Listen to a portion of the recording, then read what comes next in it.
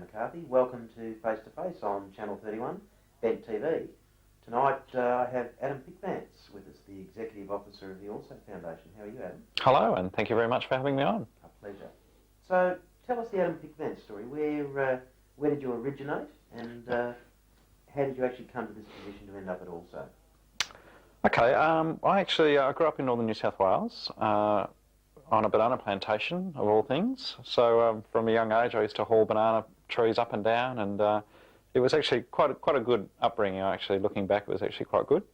And I moved at a very young age. I moved at the age of 16 from northern New South Wales to Tasmania. And at the time I was a Jehovah's Witness. And I was raised as a Jehovah's Witness, very religious and staunchly into it in my sort of late teenage years. And I moved to Tassie to pursue my my missionary service as a Jehovah's Witness, doing door-to-door and trying to preach the Word of God to people, or their version of the Word of God. That's sort of when I started to move away from the religion, was because I met new friends and I started to interact with people that weren't Jehovah's Witnesses, which was actually quite a serious thing to do. Bit of a breach, really. Yes, yeah. It's very much, it's like a sect in lots of ways, in that you associate mostly with other Jehovah's Witness people. They're your friends, they're the people that you rely on, and they're the people that assist you. And it's really a social group. Okay. It was sort of about that age, about 16, 17, I started to realise I was probably attracted to men. And took myself off to Hobart one weekend as the bravest thing I'd ever done to that point, and I went to my very first gay club in Hobart. I'd never been to a club before, so I didn't even know what to order. I had no idea about club etiquette, and I was very nervous, and I didn't last there very long. I ordered one drink and left, very scared. So you're an underage drinker? Exploring the wilds of Tasmania. Yeah, and then I moved to Hobart, where I took up my first executive officer's job at the age of 20. I became the executive officer for the Royal Life Saving Society. And I got that job through, I'd always been involved with swimming and with aquatics, and I got that job down there. And I met my first partner Brendan, who is still one of my closest and dearest friends in all the world. And I lived in Hobart for about 3 years before moving to Melbourne. So you did the life-saving job basically, was that 3 years or? Yeah, about 3.5 years I was executive officer for the Royal Life Saving Society down there. A really good community organisation. The Royal Life Saving Society was a great way to start off my executive officer career. Its community organisations, I think, are really good, the volunteerism, the community nature of them. It was a really enjoyable job. Okay. And then to Melbourne? Yeah. Yep. Yeah, my job finished down there under not very good circumstances. I actually think that they discovered that I was gay. The principal person that I worked for was the then Deputy Commissioner of Police, and my belief is that they found out that I was gay and they put in train some not very nice processes and got rid of me, basically. So I moved to Melbourne. Okay. And I've been in Melbourne for about 9 years now, and took up a job working with the Royal Life Saving Society again here for a little while, and then I became the executive officer for the main sporting body here in Victoria, called the Outdoor Recreation Centre, which represented the interests of outdoor recreation organisations at a statewide level. I took up the job with them as the executive officer, and I had that job for about 9 years. Okay. So from that, because at the time you were, as your executive officer of that, you were also the president of Also, which I think you were president for 5 years? Yep, yeah. And you then moved to executive officer, which we'll come back to in a minute. Perhaps you'd like to give us a little bit of ALSO's history, like how old is the organisation, and why was it formed? Sure. Well, ALSO there's a few different versions as to why and how ALSO was formed, but it was formed in about 1980-81 was when it was actually incorporated. The ALSO Foundation came into existence. In 1980, the then Hamer government decriminalised sexual activity between adults of the same sex, which was quite a groundbreaking. In fact, it was a very groundbreaking reform.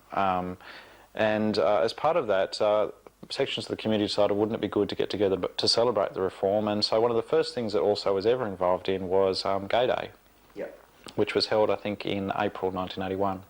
And from that the ALSO Foundation was formed, and it was formed for a number of different reasons, but I think the primary one in a lot of people's minds was to look at the issues of older people. And the fact that older people at that time within our community were very much alienated from the broader community, and were deeply concerned about the roles and the services that they would have available to them as they aged. So they thought they'd set up this organisation as a way of raising funds to perhaps set up a retirement village and look after them when they're old. Okay. And from that, over we're now in our 22nd year of operation, the role has changed a lot to be a very broad community service-based organisation, and one I think with an incredibly proud and momentous history. Because certainly a lot of Melbourne's community or gay and lesbian community organisations wouldn't have got their start without a lot of financial and logistical support from ALSO. Yep. Midsummer, Yeah. for example, Victorian AIDS Council. Yep. A lot of those in fact I think pretty much all the organisations. How originally did ALSO were they in a position to fund that? Where did the money come from? Well, mostly, and this is I think what is one of the proudest legacies of ALSO, and I've been involved with community organisations now for 15 years in a number of different roles, and ALSO is about the only one that I'm aware of that's had such a proud history and achieved everything that it has achieved on its own and with its own community support. So the government hasn't funded this. It hasn't been a single sponsor or individuals. The community has really pulled together and raised funds to help itself. And obviously the most successful and probably one of the most known ways of raising funds for ALSO is through its dance parties. Wow. So Resurrection, Winter Days are the two big ones that we hold each year. And they've been extremely successful. And in fact, we've given over $1 million away back into the community to support the endeavours. And that's without just the ongoing work of ALSO that we do every day that we're open. The things like answering phone calls, helping people with inquiries, the referral service that we provide. So there's a lot of inherent services of an organisation like this. But both given my previous history as president and my current role, I feel immensely proud to be involved with an organisation like ALSO, and I'm extremely pleased to be able to now actually work for the organisation on a full-time basis and both get the responsibilities but also the rewards that brings. Yeah. I mean, one of the most important things I think ALSO has done continually is provide a safe space at those parties, and how important is that to the organisation? It's ongoing. I mean, how did that come about? That became a central tenet of what ALSO does, that safe space. Yeah, I think it probably goes right back to the very first thing we ever did, and that was Gay Day in '81. Now, obviously, I wasn't there, but I've spoken to people that were there, and and I think Gay Day very much was about gay and lesbian people coming together to both rally for their own and go, look what we can achieve, but also support and identify themselves as a community and as individuals within that community. And that now has transpired into all kinds of things like Pride March, the Midsummer Carnival, in fact, which we all just recently went to. In fact came out of the sort of celebrations that ALSO was first involved in. And our dance parties are very much about the gay and lesbian community coming together and having their own space. It's primarily theirs. Yeah. It's their rules, it's their events, and enjoying themselves and being who they are. While at the same time, of course, the benefit I feel very strongly about is that when you're buying tickets and going to these sort of events that you're supporting the work of your own community through the ALSO Foundation. Mm. Now, there was one question a lot of people have asked me about ALSO, is that there was always the myth that a huge number of people belong to ALSO to get the cheap dance party tickets. Now, in my time at Also, it was really only about 100 members. Yeah. What do you think is the main reason that people belong to Also, putting aside that cheap party, you know? Yeah, sure. Rumour. Yeah. I think that we have a lot of our membership base is still from the original set of people that were, the first members 1 to 500 sort of group, and they're still there and they're still involved with the organisation. We were together at the President's event that we ran last year, the President's Dinner, which I co-hosted with the very first President, Mac Ronan, and it was an absolute honour to be involved in an event like that. And it brought out a lot of those original people. And I think that's probably one of our big strengths, is that people from all the way back then, now over 20 years ago, still feel that the organisation today has some sort of relevance to them. They're still members, they're still engaged, they're still involved. And I think that we have a very good, strong core membership base who are members because they believe in the organisation. Probably haven't always. There's probably been times when they've gone, what in the hell is Also doing? It's off the rails, all that sort of stuff. But they've stuck in there and they voice their opinions, they let us know. And I've never been upset by people voicing their opinions directly to the organisation, because I think that's what makes community organisations different, is that your members should feel empowered to say what they think, and that the organisation should be able to respond appropriately. Yeah, because it's not always easy, I suppose, to try and combine all those thoughts and all that feedback you get. So how do you go about that? In terms of getting the balance between what people want and what is good for the community, I suppose. Firstly, being very patient. Some of the garbage that I hear, that circulates amongst small sections of the community as being, the God's honest truth is, it's very frustrating. And you can never put enough time and energy into your own PR. And an organisation like Also does not exist to self-promote, it exists to provide the services that it's there to provide. So we're caught in that we can't actually spend a lot of money on self-promotion, so we rely on informing our members, and that they in turn stick with us and see through the objectives that we're working towards. All right, okay. We'll be back after this short break. Thank you for watching Face to Face. We'll be back after this short break. Thank you. Hi, welcome back to Face on Bent TV on Channel 31. I'm David McCarthy. We're speaking with Adam Pickvance, Executive Officer of the Also Foundation. Now, before the break, Adam, we were talking about taking into account other views. We covered that. With the the rural network, how does that work, and how is it working? Okay, about 3 years ago, we identified there was no real way for both Also and the broader community to communicate with and receive communication from the rural and regional regions of areas of Victoria. So we established a rural network process, which was self-funded through Also, and we employed a community worker, and that person basically went out and identified areas within the regions of Victoria and individuals within those regions, and we've ended up with today a rural network group, which meets through a committee process, and we have representatives from across the regions of Victoria, and they just had a meeting actually on the morning of Pride March this year. And they talk about issues that are relevant to them, and it's a great way for us as Also, and for the other community groups based in Melbourne, to actually communicate with them as to what we're doing and the sort of services we can provide, but also to seek their feedback on how we should be delivering. Yeah, and sometimes it's a classic example where sometimes we think, well, this is the way we should do things, and then we communicate with them and they in fact turn it completely on its head and go, well, no, that's not right. And sometimes there's a certain amount of, we're very regional focused, I think, particularly since the Brax Labor government has come in, we've become very regionally focused. No more toenails. Exactly. And so we've had to actually rethink sometimes when we've just presumed, oh, we should do such and such in the region, then they've actually come back to us and gone, well, no, it wouldn't be appropriate because of the issues of confidentiality, gayness, people not as being openly accepted. And so it's been a really good education and communication process backwards and forwards.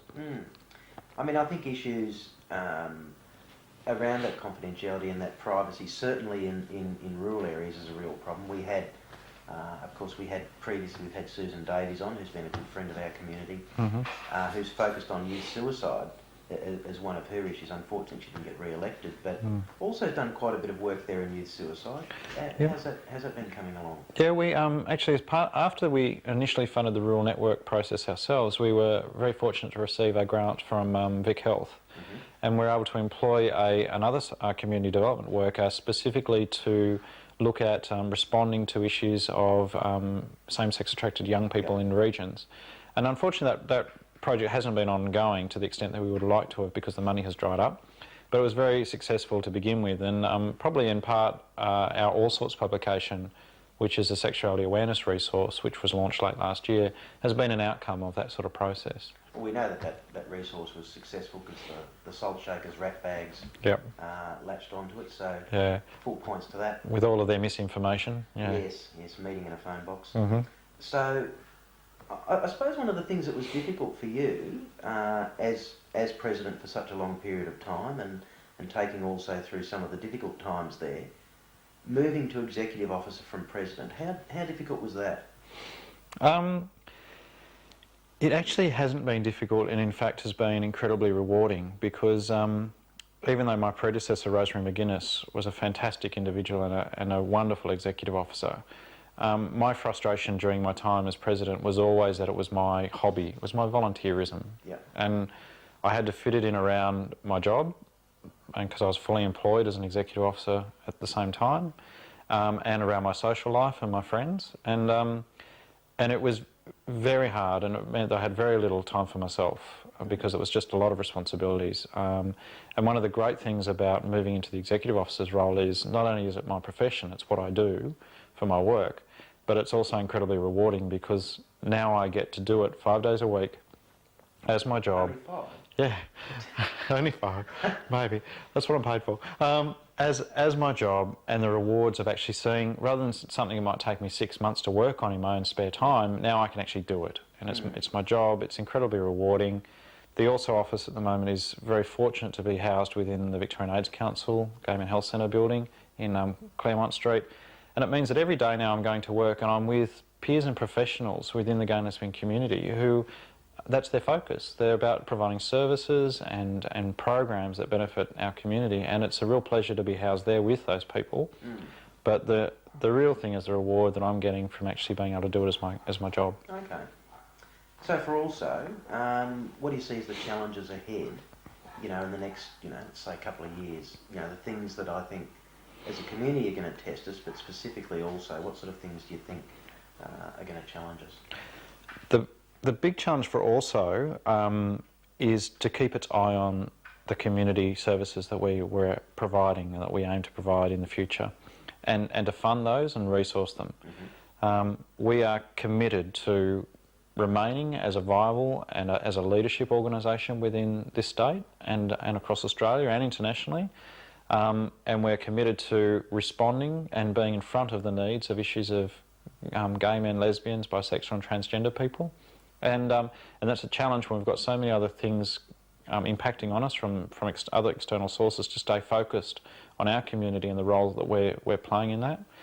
We need to do it in partnership, because there's so many other organisations that exist that are specialised, that have an intense amount of knowledge and ability to provide, and we need to do and work with them in partnership. So that's a challenge for us for the future. And obviously funding is a big one. Yeah. So how's Also funded at the moment? Like, how does, the everyday running costs, obviously the parties provide a return, but is that the main source of Also's funding now? At the moment, Also still is funded through its own fundraising initiatives, and that includes our membership fees that we receive from our members, bequests and donations. We're about to receive another bequest very shortly, I believe. And fundraising through our dance parties and even our small events. We now, third Monday of every month, run a women's only sauna night. Yes, it's been very successful, hasn't it? And in 4 months we've raised over $1,200. Yeah.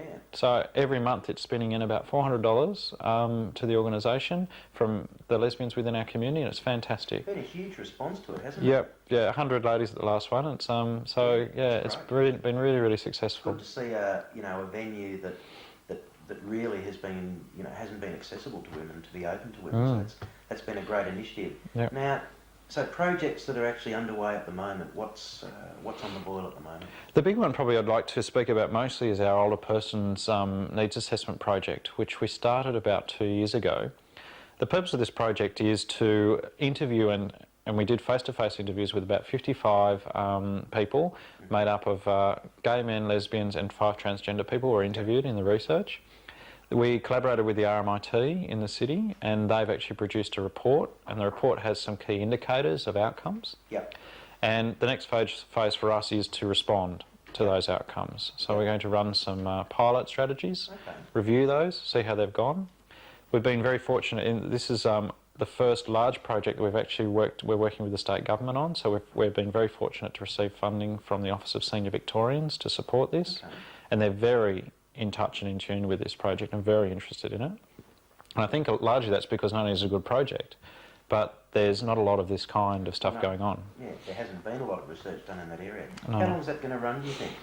This is a long-term strategy. So this is not, even when we finish the pilot phase, which should round off by about the end of this year, it won't be, there we go, that's done, thanks very much for coming, goodbye. It will be, how do we continue this on, whether it be under our own resources or how do we find other resources to do it better. Because originally, I suppose, also a lot of the intents we covered earlier was perhaps to look at retirement village. That's not really a feasible option, is it, in terms of the amount of money that we have available as a community? It's not something also can do, is it? No, it's we would never have the capacity to raise that sort of funds, but the discussions I've had over the last year or so on this issue does seem to indicate to me that there may be an opportunity and a need for some sort of brokering service to be gotten underway within our community. There are people with their own homes at the moment who are perhaps looking at the option, well, they might not be able to stay in their own home forever, that they might need some sort of assisted care. And so how if you've got your own home at the moment, you're an ageing, say, gay man, how do you go through the process of selling your home, finding a retirement or nursing home type centre and moving in there? How do you make sure that they're bona fide, that all your needs can be met, that they're not going to be homophobic or heterosexist in their views? So I think there may be a role for also to show some leadership in brokering or providing information and advice and actually assisting this process in coming about.